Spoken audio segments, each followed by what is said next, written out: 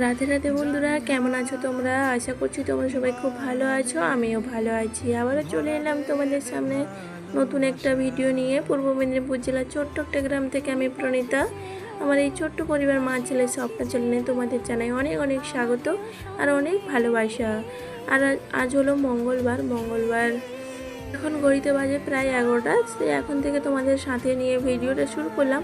আশা করছি আজকের ভিডিওটা তোমাদের ভালো লাগবে। যদি ভালো লেগে থাকে একটা লাইক করে দিও আর কমেন্টে জানিও ভিডিওটা কেমন হয়েছে। আর 11টা মানে বুঝতেই পারছো, ছেলে মেয়ে দুজনেই তো পরীক্ষা দিতে যাবে। আর তাই পুজো সেরে নিয়েছি, তারপরে এখন রান্নার দিকে চলে এসেছি। রান্না করছি, তখন থেকে তোমাদের সাথে নিয়ে ভিডিওটা শুরু করলাম। যাই হোক, সকালের কাজ পুজো সব কিছু হয়ে গেছে। তারপর সকালের খাওয়া দাওয়াও হয়ে গেছে।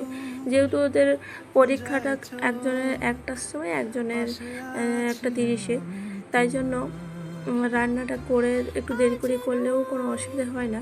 তাই আজকে পুজোটাও দিতে বেশ দেরি হয়ে গেছে। সকাল থেকে উঠেছি কিন্তু তাড়াতাড়ি, যে দেরি করে উঠেছি তা কিন্তু নয়, তাড়াতাড়ি উঠেছি। তবে এই যে কাজ করার পরে তারপরে ওরা টিউশন যাওয়ার পরে আমি একটু সময় বসেছিলাম।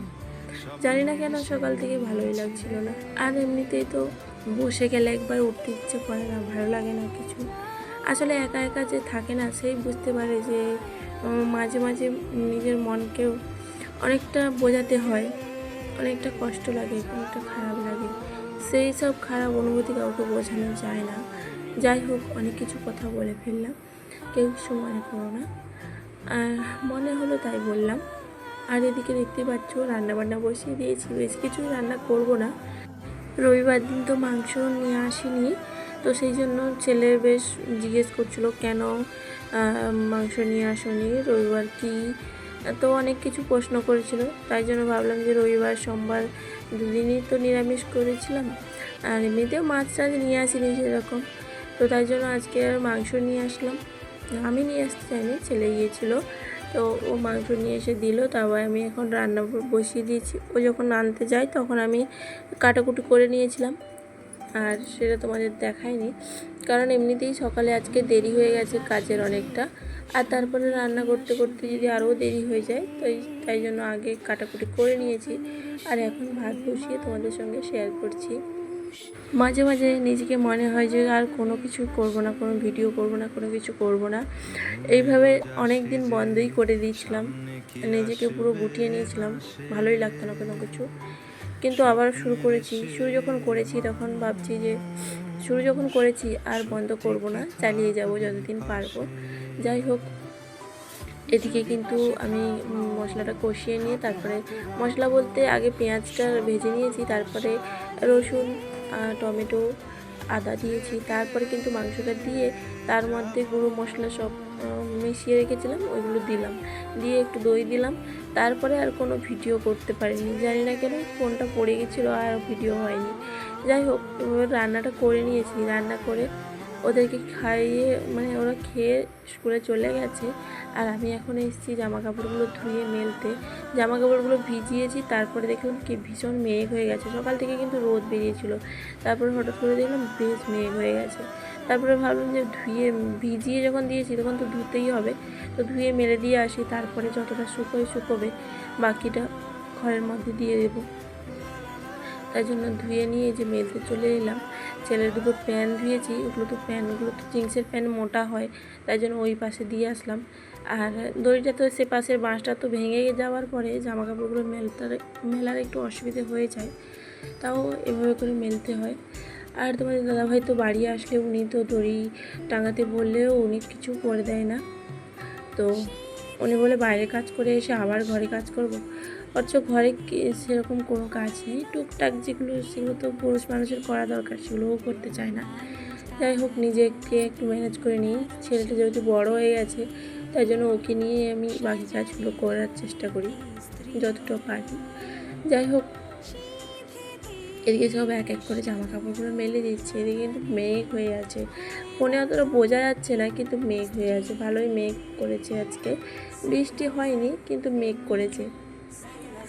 আগের দিন তো মেঘ করেছিল, হালকা বৃষ্টি হয়েছিল। তো আজকেও দেখি সকাল থেকে সুন্দর রোদ বেরিয়েছিল, কিন্তু ওই 12টার পর থেকে আবার 12:30টার দিক থেকে আবার এত মেঘ করেছে যে পুরো মেঘ এখন অন্ধকার হয়েছে, শুধু ফোনের জন্য পুরো বোঝা যাচ্ছে না, যেন মনে হচ্ছে ভালোই রোদ দিচ্ছে। যাই হোক, ওপর থেকে চলে এলাম, উপরে জামা কাপড় মেলে দিয়ে এদিকে এখন সব বাসন কুসন ধুয়েও নিয়েছি। আর এদিকে তো রান্না আগেই করে নিয়েছি, দেখতে পাচ্ছ তোমরা। তো তোমাদেরকে বললাম এই তো তরকারি করেছি আর ভাত, আর কিছুই করিনি। এই দিয়ে 3 জনের খাওয়া হয়ে যাবে 2বার, তাই জন্য আর বেশি কিছু করিনি। আর যাই হোক, খাওয়া দাওয়ার পরে আর তো যেমন কাজ থাকে না, তো বিকেলে টুকটাক যেমন ঘর ঝাড় দেওয়া, জামা কাপড় তুলে নিয়ে আসা, ওগুলো নিয়ে এসেছি। জামা কাপড়গুলো সব ভেজা, ওগুলো সব আবার ঘরের মধ্যে মেলতে হয়েছে। আর এদিকে আমি ওপরে গিয়েছিলাম, আর ভিডিওটা আপলোড দিতে হবে, তাই জন্য আমি ওপরে বেশি সময় একটু সময় ছিলাম। তো ছেলে দেখি মেয়েকে টিউশনে দিয়ে এসে ও সন্ধে দিচ্ছে, ও তো এমনিতেই সন্ধেটা দেয়। তারপরে ও এখন কিন্তু ভাগবত পাঠ মানে শ্রীমদ্ ভাগবত গীতা পড়ছে। আর আমি এদিকে আজকে যেহেতু মঙ্গলবার আর শনিবার, বৃহস্পতিবার আর এই শ্রাবণ মাসের সোমবারটাও আমি এখন ধুনো তো দেওয়া হচ্ছে, তাই জন্য ধুনো দিলাম আর একটু কর্পূর দিয়ে জ্বালিয়ে দিলাম, কর্পূর দিয়ে একটু আরতি করলাম। যেহেতু মঙ্গলবারে একটু নিয়ম পালন করি, চেষ্টা করি আর কি, যেখানেই থাকি না কেন যেন সবাইকে নিয়ে একটু ভালো থাকতে পারি, সংসার যাতে মঙ্গল হয়, সেই জন্য একটু নিয়মকানুন মানার চেষ্টা করি। যাই হোক, ওদিকে তো সন্ধেবাতি দেওয়া হয়ে গেছে আর ছেলের ওপর বইটা পড়া হয়ে গেছে। তো ও তো আবার পড়তে বসবে, তাই জন্য ও বলছে কি আগে চা খাবো তারপরে পড়তে বসবো। আর সকালে তো চা খাওয়া হয় না, আমি সকালে পুজো দিয়ে আসতে আসতে আমার 9টা বেজে যায়। যখন 8টার মধ্যে পুজো দেওয়া হয়ে যায় তখন কিন্তু আমি চা করে খাই, আর না হলে কিন্তু চা খাই না, একবারে যে কোনো মুড়ি হোক বা ভাত হোক খেয়ে নিই। আর এখন চা করলাম, আর সকালে যে বিস্কুট প্যাকেট নিয়ে এসেছিলাম সেই বিস্কুট প্যাকেটগুলো রাখা হয়নি, আর ওই মুড়িটাও রাখা হয়নি, মুড়িটা একইভাবে রয়ে গেছে। তো তাই জন্য এখন ভাবছিলাম সব কিছু ডিবার মধ্যে ভরে রেখে দিই। তো আগে বিস্কুটগুলো রেখে দিচ্ছি, তারপরে মুড়িটা রেখেছিলাম। আর ওদিকে আমার জন্য লিকার চা করেছি আর ছেলের জন্য দুধ চা করেছি। আজকে যেহেতু মাংস খেয়েছি সেই জন্য আমি আর দুধ চাটা খেলাম না। আমার ছেলে ও তো দুধ চা ছাড়া খায় না, তাই জন্য ও মানে অনেক বলার পরে তখন লিকার চা খায়, কিন্তু ও যখন খেতে চায় না তাই জন্য ওকে দুধ চাই দিলাম, আমি আমার লিকার চা খেলাম। আর খেয়ে বাসন তো ধুতে হবে, মানে চায়ের বাসনগুলো, নাহলে মেয়ে এসে দেখলে পরে কান্না করবে। তাই জন্য ভাবলাম যে আগের যে বাসনগুলো ঝুড়িতে ছিল সেগুলো এখন রেখে দিই, আর তারপরে চায়ের বাসনগুলো ধুয়ে ঢাকা দিয়ে রেখে দেবো, বুঝতেও পারবে না, তাই না? তো তাই জন্য দেখো এই যে বাসনগুলো রেখে দিচ্ছি।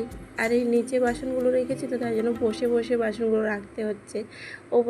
উপরের দিকটা বেশ ফাঁকা ফাঁকা লাগছে, কিন্তু ভালোও লাগছে না, আবার রাখলেও একটু অসুবিধা হয়ে যাচ্ছে, সেই জন্য নিচের মধ্যে রেখেছি। আর এইভাবে বসে একটু রাখতে হয়, একটু ম্যানেজ করে নিতে হয়, কিছু করার নেই। সব থেকে সুবিধা খুঁজলে তো আর পাওয়া যায় না, সব কিছুটা মেনে নিতে হয় আমাদের মতন গৃহবধূতে, তাই না? সবটার সঙ্গে মানিয়ে নিতে হয়, মেনে নিতে হয়, সবাইকে নিয়ে চলতে হয়, এটাই তো আমাদের বাস্তবিক জীবন। যাই হোক, এদিকে সব বাসন গুছিয়ে রাখা হয়ে গেল, বেশি একটা বাসন নেই, অল্প কটা ছিল। তো তারপরে এখন চায়ের বাসনগুলো ধুয়ে নিচ্ছি। আর আমার আজকের ভিডিওটা তোমাদের কেমন লাগলো অবশ্যই একটা কমেন্টের মধ্যে জানিও। আর আজকের ভিডিওতে যদি নতুন বন্ধু এসে থাকো, এই পর্যন্ত তোমার ভিডিওটা দেখে কোথাও একটু ভালো লেগে থাকলে চাইলে তুমি চ্যানেলটা সাবস্ক্রাইব করে আমার পাশে থেকে যেতে পারো। আর যারা আগে থেকে এই কাজটি করে রেখেছো তাদেরকে জানাই অসংখ্য ধন্যবাদ আর অনেক ভালোবাসা। তোমরা একটু আমার পাশে থেকো, এটুকুই অনুরোধ তোমাদের কাছে। যাই হোক, ওদিকে আমার বাসনগুলো ধোয়া হয়ে গেছে, আজ তবে আসি, সবাই ভালো থেকো, সুস্থ থেকো।